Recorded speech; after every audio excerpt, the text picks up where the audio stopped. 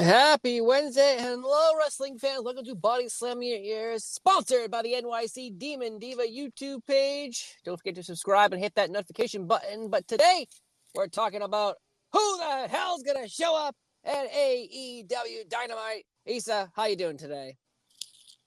I'm great. I'm excited. No, I'm not. I mean, I want to see what happens. Now, the thing is, we have an announcement of a someone coming through the forbidden door. And we also have a Tony Khan announcement. Are these two connected, or are these two things separate? It's going to be the same thing. He said he had an announcement last Friday and he didn't announce anything. I know. I'll never. I was like, oh, really? An announcement? And maybe that was to trick everyone to watch Rampage to bring up the ratings. I don't know, but it didn't work. Obviously, if you've seen the ratings. But wait, what did Rampage do? I haven't seen the ratings. What did Rampage do? Low 500s. Oh, so the norm. Okay. Well, last week they had 600 and something thousand, and this week it was like lows 500. So it was a pretty big drop off. But they also had the Olympics, so I'm not discouraging Rampage at all. Because last week it was live, this past week it wasn't live, so I can see why there's a difference there.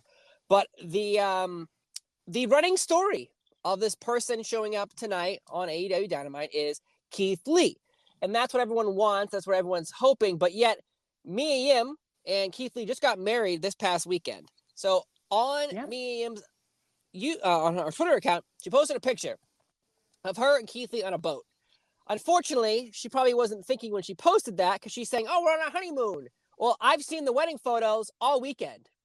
She has different colored hair. Keith Lee's beard is different.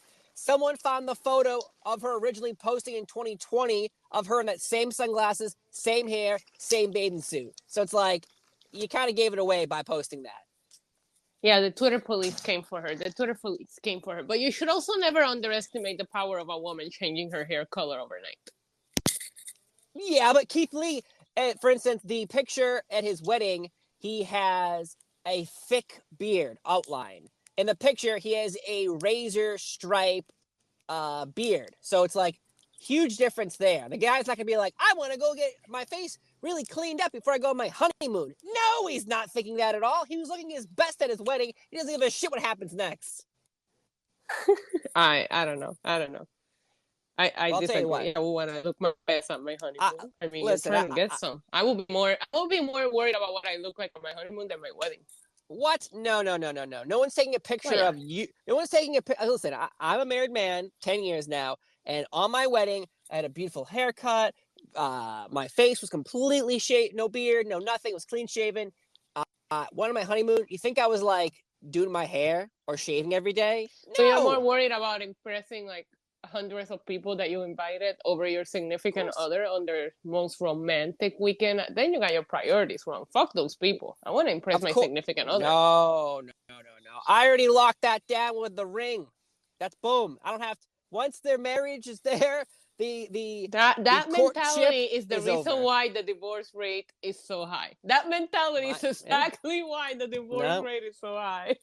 My divorce, because people are like, I already locked it in. I don't have to impress this person. That's bullshit. You have to impress them forever, every single day for the rest of your life. Listen, here's a personal story. I'm taking shits with the door wide open in front of my wife. You think we're impressing each other? All right. I feel like a little boy. Well, come inside and see how big my turd was, honey. That's what's going on in my house. But anyways, Keith Lee. Wow, we got sidetracked pretty quick.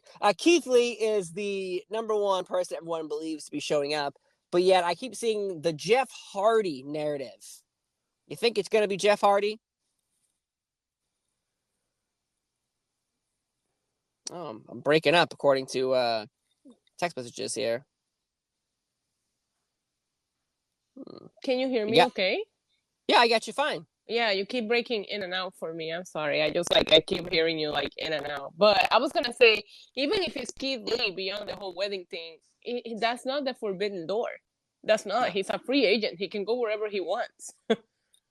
I know. That's the weird part. You know what? Tony Khan is known for making promises that he never lives up to. So, whoever it is going to be great for a week or two, and then we'll go to YouTube to watch him. Or they'll just disappear off the face of the earth like Miro. I know. Isn't he looking for God still? I don't know where Miro went, but if I had to look like Miro and drop my title to Sammy Guevara, I would probably want to disappear too. So there's that. True. All our options. People believe Jeff Hardy is going to be the one who shows up, and I'm like, well, isn't there a 90-day compete clause? And people are like, Tony has the money. He bought him out. Like, what?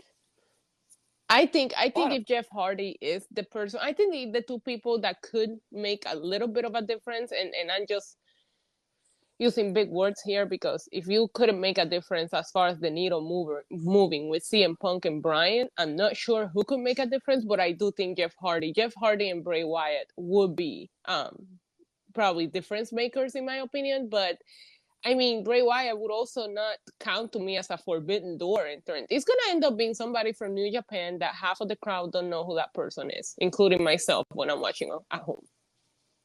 The only person from New Japan that I would personally go crazy for is seeing Okada.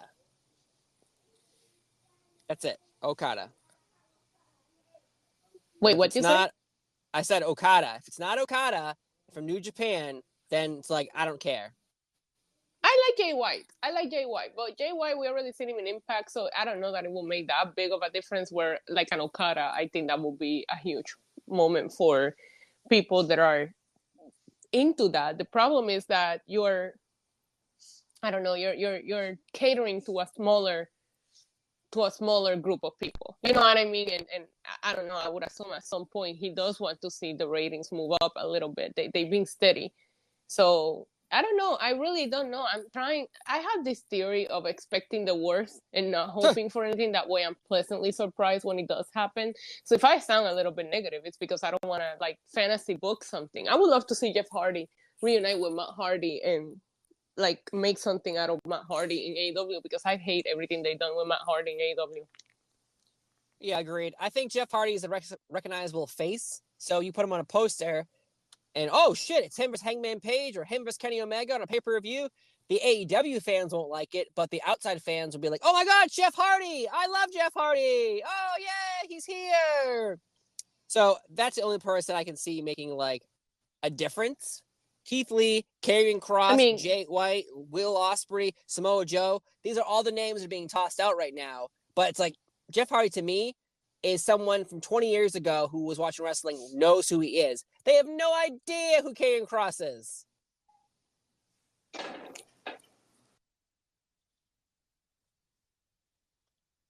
Folks, our internet today is being a little difficult. Issa's dropping out. I'm dropping out, but it's okay. I'm still here technically. But yes, Karrion Kross will not make a difference if he shows up. Jeff Hardy, his face paint, demeanor, everything. I can hear you better now. I apologize. But yeah, no, Karrion Kross is not going to, I don't know, there's so many people that I fear how they'll treat them there too. And again, like I said, the last time he hyped up a signing this big, he didn't have to hype up CM Punk, and even the signings of Bryan and Adam Cole were just so well executed, showing up at the end of All Out. When I was sitting here preparing for my stream that I'm doing on my channel later on, you guys should tune in, and I couldn't help but to realize how not excited I am to AEW now as I was a few months back. A few months back, I couldn't wait for Wednesday nights. You know what I mean? And now it just feels like I don't go into Wednesday night so excited, and it feels like you have the ingredients there. Do you just need to get a better chef and creative to cook it? Because I do think they have the right people to really make something special happen, but it doesn't feel like that's what's happening. I don't know if you agree with me or not, but there's something missing there. There's an it factor missing. I did think that letting MJF beat CM Punk was a big deal, and I agree with that decision, but there's just something that doesn't click for me with AEW, and I don't know if it's the way that some of these people get treated once they come in. I know a lot of people, we talked about Adam Cole and the way he's being treated, but it's very hard. I almost feel like every time Tony Khan announces a new signing, I feel like when somebody gets called up from NXT. We'll see. You know what I mean? And that's not the right attitude to go. Like, I should be excited, but I don't feel excited. I feel very, okay, let's see what happens. That's how I feel. I'll be honest. I feel actually the opposite of AEW. Right, I actually am looking forward to Wednesday nights more than I was before. I was, but I never was in the honeymoon phase of AEW like everybody else was. Everybody else was like whipping out their salamis and being like, "Oh AEW, Fucking God, helicopter dicks all over Twitter for oh AEW. God, Bro, and, yeah, I know. So to me, I always looked at AEW as WCW. I got together with some of my friends a few months ago and watched the pay-per-view. I don't know what it was named, when it was, but it was a few months ago. And the whole time, I'm like, do you guys not see all the problems I'm seeing? And they were like they were blinded. I'm like, you just had two of the same matches. It was like Adam Cole and the Young Bucks versus Christian and Jurassic Express. And then you had Inner Circle. That was Full Gear. Yeah, I was there. There was two of the same matches. See, I go to AEW shows, and I know you experienced this because I guarantee you when you went, you had a blast. I think my biggest mistake with AEW was attending some of these shows live, because when you think about the show, my first AEW show experience ever was fucking All Out. When you had CM Punk first match in freaking 7 years, you had Adam Cole, Bryan debut. Then I go to the Arthur Ashe show, where we got that amazing match between Kenny Omega and Bryan. So it's just like, okay, when you start up here, I don't know that you can go any higher. And even when I kind of like fell out of love a little bit with it, watching it live, like I went to Full Gear, kind of brings me back. AEW does a very good job at catering to that, to their fan base, right? But maybe that's my issue. You have to grow.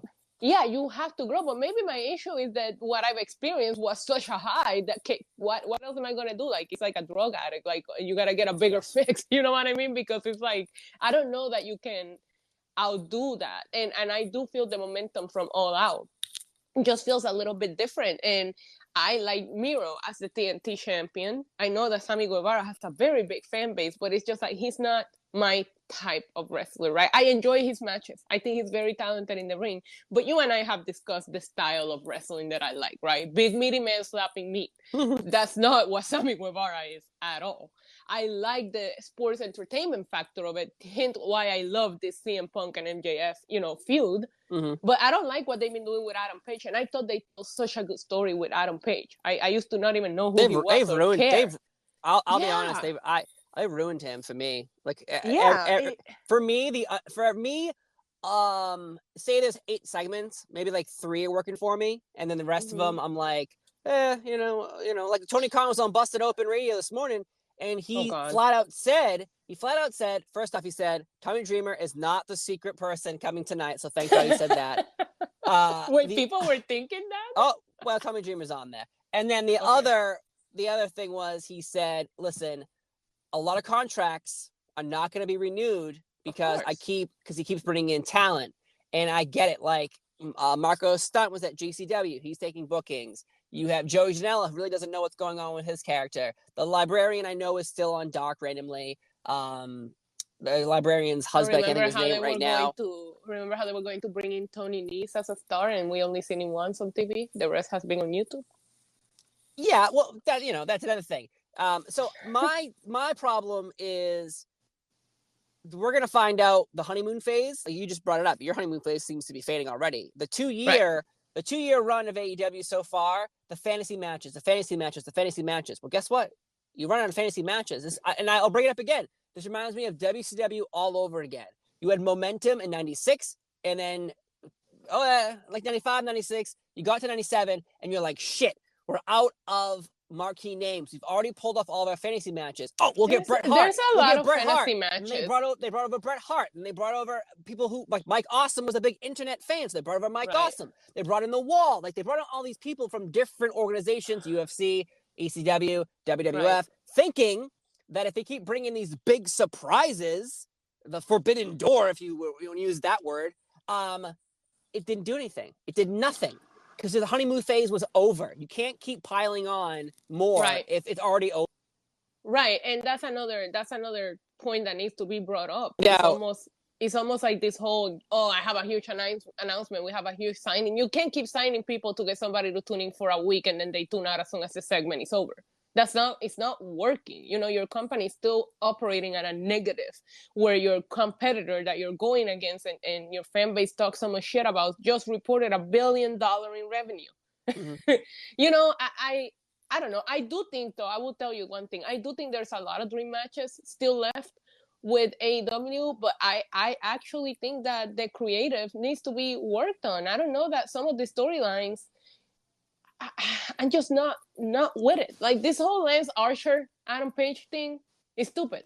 Adam Page is winning, and I don't know. It's just whatever. I just want to see them just try a little bit more with their stories. I'll tell you another thing. If you were going to let Adam Page go over on Bryan, then they should have done it on the first match. Even if he won like a second to the hour that they went on. Like, why do the draw for them to let Adam Page go over him? Then it just makes, I don't know. I don't think that they're putting the machine behind Adam Page as a champion like they did with their other champs. Every single wrestler who was champion, Jericho, Moxley, Omega, all had huge runs. And I'll be honest, Moxley's run didn't do anything for him because the pandemic happened. The pandemic, and he only had Brody Lee to go against first. And I love Brody Lee, but I knew he wasn't going to win. The first person they fight as champion is never going to win. So you already know going into that match, that person's not winning. So you have this expectations of, okay, well, I already know the foregone conclusion. Hey, you brought up Tony Nese, though. He tweeted out. You don't need to tweet it out. Oh, no, I saw it. I'm not sure if it's related, but I keep hearing someone yell, "Feed me more" from a locked office in AEW backstage. So, feed me You know what, more. Steve? I will tell you one thing. One of my friends DM'd me that tweet a little bit ago, and I was like, you know how I just told you I expect the worst? You want to know what I picture is going to happen? This free agent that he's resigning is going to be Cody Rhodes, because Cody Rhodes is a free agent. They've been telling us that narrative for a couple of weeks now. So I was like, you want to piss off everybody on the internet at once. No, people will try to defend that shit. They're going to be like, oh my God, Tony Khan is such a genius. He worked us, everybody. He worked us. So in my brain, I'm waiting for the free agent to be Cody Rhodes and he resigns with AEW on live television. And then somebody sent me that tweet and I'm like, that is actually worse than my worst expectation for what's going to happen. Jesus. Imagine if it's Cody Rhodes, though. I will turn that shit off right away. I'm telling you now. Oh my God. And do you think they're gonna open with this signing, or do you think they're gonna make us wait? They usually open with a hot match, so I will give them that. AEW always opens with a really good match, but I feel like the speculation is this signing. So it's like, are you gonna get people to stay tuned in until you decide to come out with this person? Because your main event should be your world title match, right? It should, but AEW doesn't do that stuff. I don't know why. Because it's Adam Page. In my brain, it's like the opposite of everything they do, where they're like openings and closings. It's like, you know what you do? Because I've been watching WWE for so long, is you keep what everyone wants to see at the end. So I have to stay for 2 hours and watch your whole damn show. Then I see what I want to see. Versus I watch what I want to see first 15 minutes, and then I can shut you off. And then your ratings just fall to the ground. Right. The problem is that they have the same group of people watching. So it's like, it doesn't matter when you put it. Technically speaking, like their numbers have stayed pretty steady up and down around the million or the 900,000 on Wednesday, between 100,000 and a million. You know what I mean? So it's just like, I don't know. But I just think, they always tend to open with a really hot match. So I'm personally thinking that it's not going to be what opens the show, unless he shows the signing, and then this person is a big deal and they're going to wrestle Isaiah Cassidy later on the show. You know what I mean? That way you keep the people wanting to see this person. I don't know, but they don't open with the talking segment unless it's something huge like CM Punk returning. So I don't know. I love the speculation, and I love the talking points throughout the internet about this. I've seen so many shows, so many podcasts talking about who's it going to be. But it's just like, I just wish I hope it lives up to the hype. It's going to be hard. I don't know that it can. It's going to be hard. I don't know.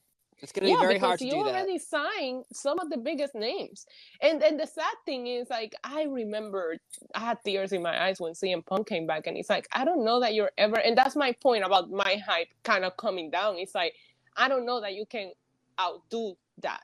You know what I mean? Like, I don't know that you're ever going to be able to outdo that. It's CM fucking Punk. You're not going to be able to outdo that. So it's like, why hype it? Let's just say you have a signings. Stay tuned for Wednesday. But listen, I guess he's a good marketing person when it comes to that because he gets the internet talking. But at the same time, he also has to deal with the backlash when it doesn't live up to people's expectations. Like the whole Christian thing happened. I personally feel if he would have not hyped up Christian the way that he did, that would have been such a huge deal because we just saw him at the Royal Rumble. If he would have not said, oh my God, one of my top 5 favorites of all time, one of the greatest, blah, blah, blah. Imagine if he just doesn't say anything and Christian just shows up on AEW television. You don't think that would have made a huge impact? I would have personally been like, holy shit. Not like, oh, it's Christian. You know what I mean? Yeah. All right, I got to wrap up, but rapid fire. One question. Who's it going to be? Go. Jeff Hardy. All right. I'm gonna go with. It's gonna be Cody Rhodes. I'm gonna go with the crazy pick because I just want to be crazy today.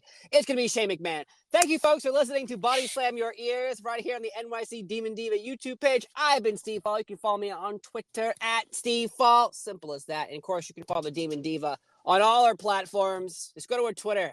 She's got a link tree there. She has all of her damn projects there. Instagram, OnlyFans. We talked about it. ChristianMingle.com, Friendster, MySpace. She's everywhere, folks. She's an influencer, and don't let Chris Jericho tell you different, because he currently is trying to trademark the influencer. You piece of shit. An old ass man shouldn't be called himself the influencer. That's why 16-year-old girls on Instagram. Kylie Jenner is shook right now because of Chris Jericho. Come on. God damn it. Folks, we end the show the same way we do every day, Monday through Friday, right here. How do we do that? Adios. Adios.